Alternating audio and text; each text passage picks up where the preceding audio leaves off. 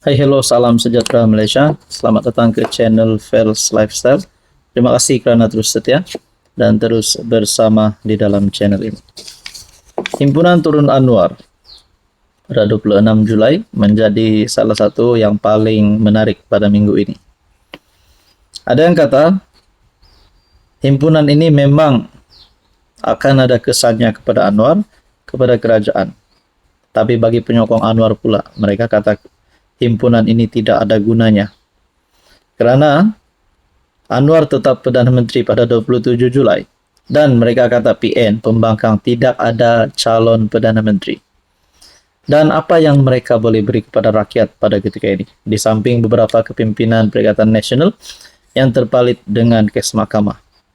Oke, sebelum saya teruskan, saya nak kongsi kepada anda, saya nak perkenal kepada anda. Ini adalah berita baik untuk anda yang sedang ada masalah kesihatan. Masalah kesihatan melibatkan hati, jantung, paru-paru, perut, penyakit tiga serangkai, penyakit melibatkan setiap organ yang saya sebut sebentar tadi, penyakit yang kita biasa dengar, gastrik, gout, sakit sendi, sakit tulang, dan macam-macam lagi. Sekiranya anda ingin mencari ikhtiar kesehatan, produk ini adalah untuk menyeimbangkan, mendidik, dan menjaga, menguatkan sistem imun badan, sehingga mampu melawan pelbagai jenis penyakit. Sekiranya anda berminat dan ingin mengetahui lebih lanjut, anda boleh menghubungi saya di nombor yang tertera. Saudara-saudara, saya ada buat satu kajian melalui channel ini. Apa yang berlaku kepada ahli-ahli parlimen yang akan mengikuti perhimpunan Turun Anwar pada 26 Julai. Saya tertanya-tanya sebab sekarang kan sidang parlimen. Sekarang sidang parlimen. Jadi ahli parlimen pembangkang ada lebih kurang 60 lebih, 70 lebih kalau tak silap. Jadi adakah semua ahli parlimen ini akan menyertai perhimpunan ini?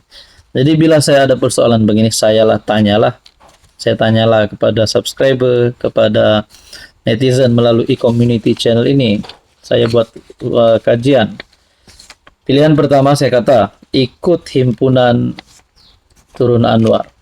MP yang ikut himpunan Turun Anwar, 37% undian. Undian kedua, fokus sidang parlimen, 46%. Yang ketiga, MP yang ikut bakal digantung, 8%.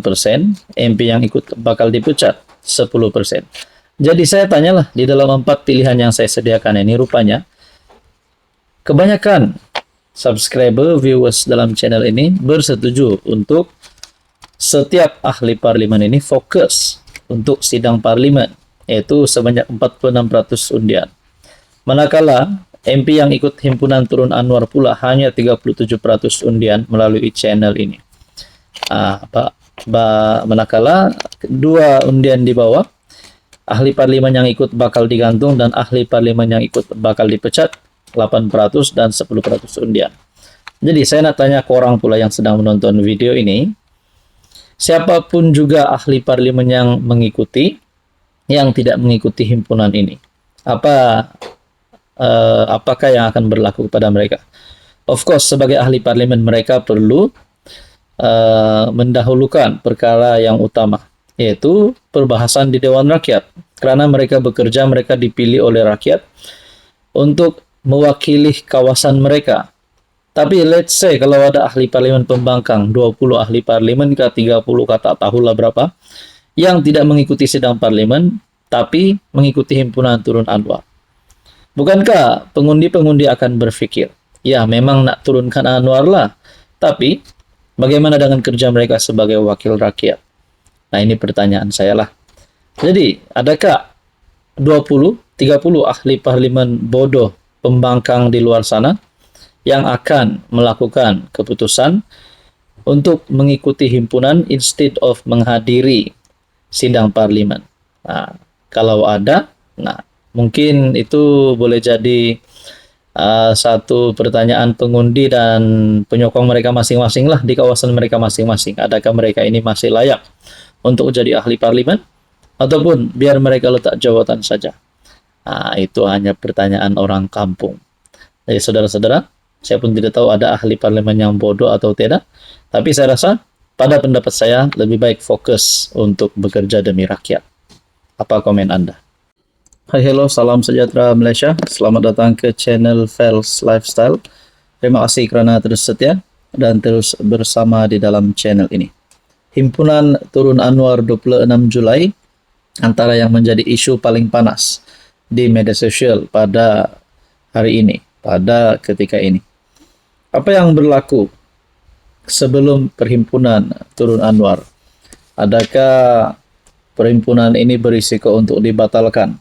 Kerana banyak yang komen, yang backup Perdana Menteri, backup Anwar Ibrahim, mengatakan bahawa perhimpunan ini hanya sia-sia. Kerana mereka di seberang sana tiada calon Perdana Menteri. Jadi siapa yang nak dinaikkan? Sebelum saya teruskan, saya nak kongsi, saya nak perkenal kepada anda, ini adalah produk transfer factor. Produk ini adalah untuk meningkatkan, menyeimbangkan dan mendidik sistem imun badan untuk menjadi bijaksana. Bijaksana untuk melawan pelbagai jenis penyakit. Kepada anda di luar sana yang mungkin sedang ada masalah kesihatan, 3 serangkai, gastrik, masalah bahagian hati, jantung, paru-paru, perut dan macam-macam lagi, produk ini sesuai untuk anda. Sekiranya anda berminat, anda boleh berhubung dengan saya. Antara banyak respon ataupun pengumuman yang kita nantikan berkaitan dengan Himpunan Turun Anwar, sudah pasti adalah pengumuman daripada Ketua Polis Negara sendiri, Ketua Polis Negara yang baru. Apa tindakan kepada semua pihak-pihak yang bakal terlibat di dalam perhimpunan ini? Of course, pertama sekali keselamatan tu kena jagalah.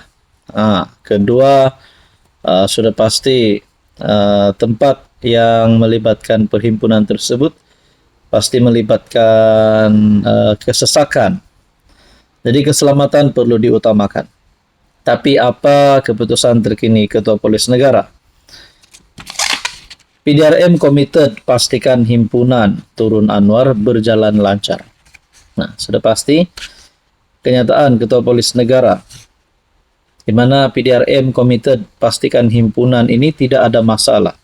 Himpunan ini tidak ada yang bila kita cakap perhimpunan ini tidak dibatalkan, perhimpunan ini diteruskan.